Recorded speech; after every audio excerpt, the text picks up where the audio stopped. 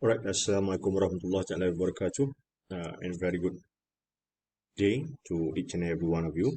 So today, in this particular chapter, in this particular video, we are going to cover a new chapter, which is on chapter 4 in our textbook, or we are referring to topic number 5 in our lesson plan.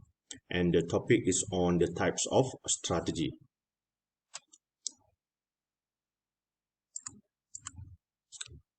So these are the learning objectives that we are going to cover in this particular chapter. And before we start discussing the content of the chapter, so we have previously discussed in terms of the vision, mission, and then we talk about the internal as well as the external environment, internal analysis, external analysis, in which we have prepared the SWOT analysis for respective organization and whatnot. And now we go into the section in terms of identifying the right strategy that you are going to implement for your organization. So that's the main content of this particular chapter. We are going to be exposed with various types of strategies available that an organization can use based on their internal and external analysis. So first thing first, let us discuss about the long-term objective is the results expected from pursuing certain strategies. For example, 2 to 5 years time frame. For example, one of the long-term strategy that an organization might develop is to double their income, to double their profits from 2 million to 4 million. That could be part of their long-term strategy. And in order for them to get or manage from 2 million to 4 million, it might take a structured plan that can only be accomplished within 2 to 5 years time frame. So that could be part of the long-term objectives. So this is the varying performance measures according to the level of managers or level of divisions in our organization. We have the corporate level, we have the division level, and we have the functional level. And then that's how they vary in terms of the performance measures. The next one, they talk about the objectives. This is quite common. We know that objective is more a short-term basis. An objective is something that we want to pursue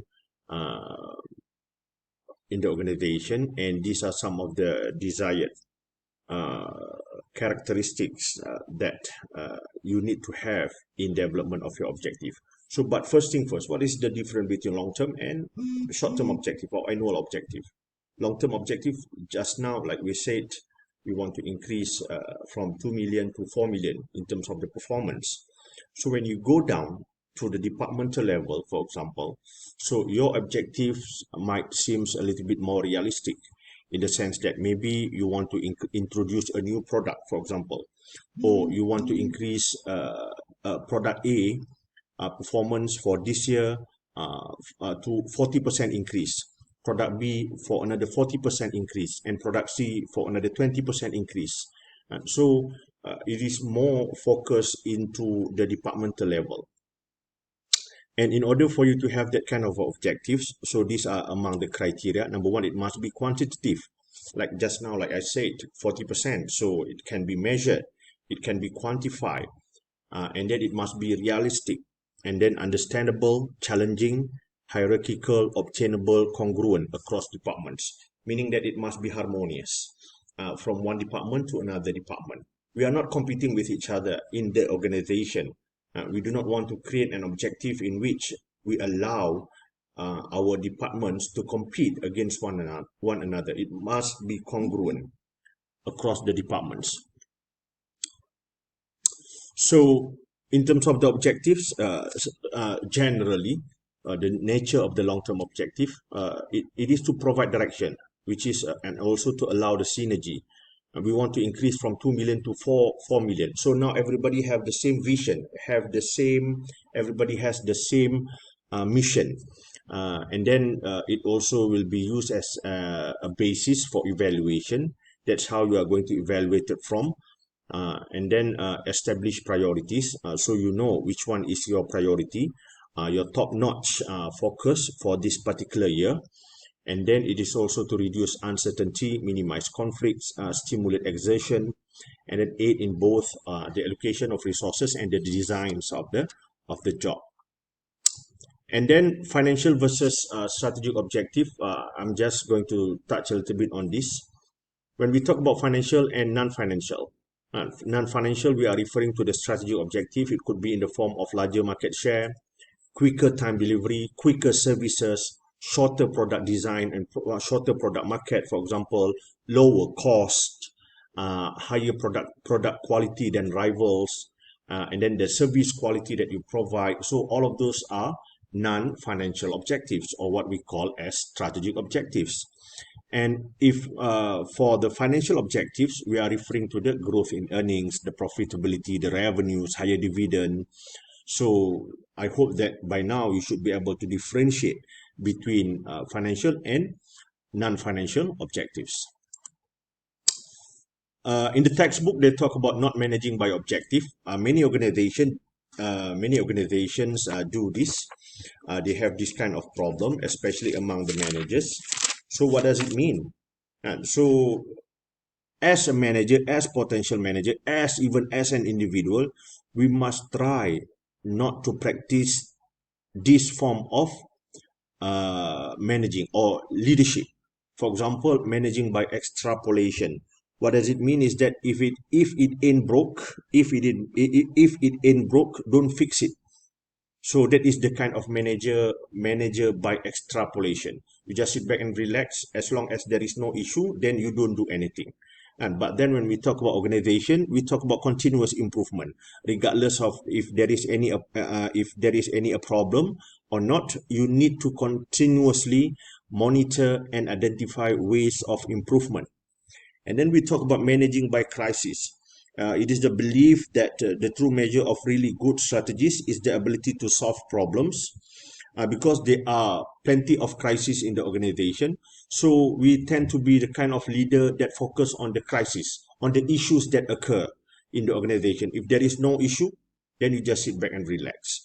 And you never go and monitor the performance of your organization. And that is not good as well. But do we have that kind of manager? Yes, we do have that kind of manager. And then managing by subjective, in which that the whole idea built on the idea that there is no general plan. You don't really have a specific plan. Just do whatever that you feel is right for the organization.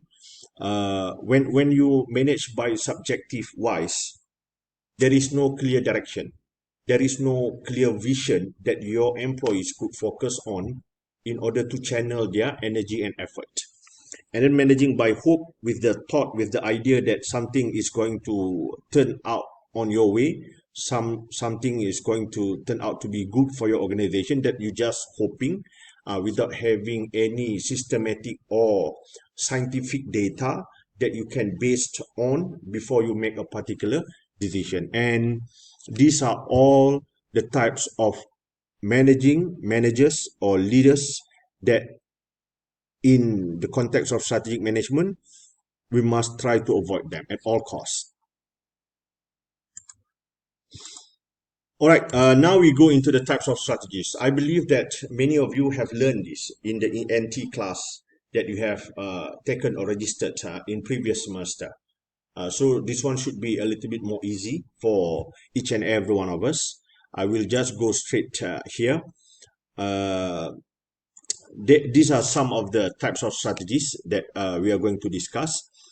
From integration strategies, we have 3 types of integration strategy: forward integration, backward integration, horizontal integration. And then we have the penetration strategy, intensive strategy, where we have market penetration, market development, and product development.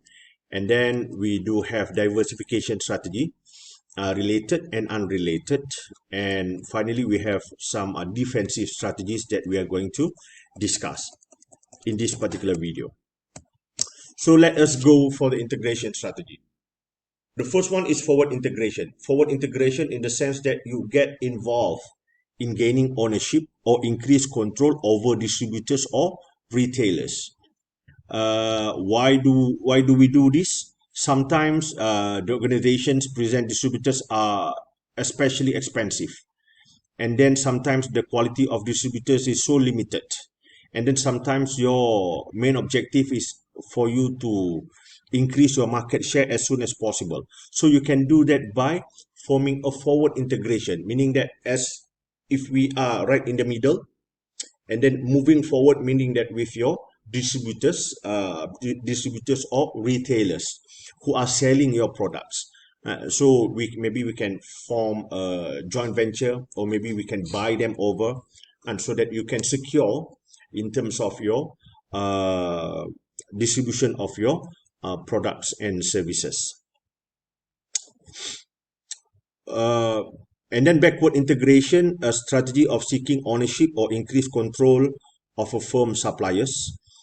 This has been done by Starbucks Coffee Bean, if I'm not mistaken, where they bought over the supplies, the whole coffee farm in Panama. Why do they do that? Because they want to secure the number of resources, the quality of resources, because sometimes the suppliers, they are not very reliable, and then the price of the raw materials keep on fluctuating from time to time. So what you can do, you can just buy them over through a backward integration, meaning that you form a strategic alliance, you ownership, you buy them over, you increase control with your firm suppliers. And then horizontal integration, this is something that is occurring, existing in our business environment. And it's a strategy of seeking ownership or increase control over a firm's competitors. So we form a strategic alliance with our existing competitors. Why do we need to do, why organization pursues this kind of strategy? So that you can minimize competition. If before this they are your competitor, now that you form a strategic alliance, now you have this horizontal integration, a partnership with your competitor, which is now your partner. These are all explanation why all of those strategies are important, or the guidelines that you can refer to later on.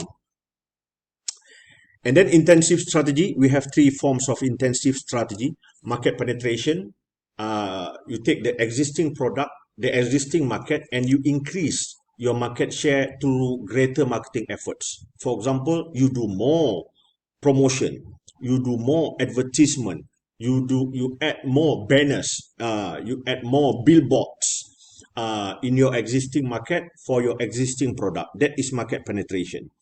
Market development, you take your existing product and then you go into a new market, new geographical market. You go outside of Malaysia, definitely is market development with your existing product. And then product development strategy, you seek to increase sales by improving or modifying present products or services.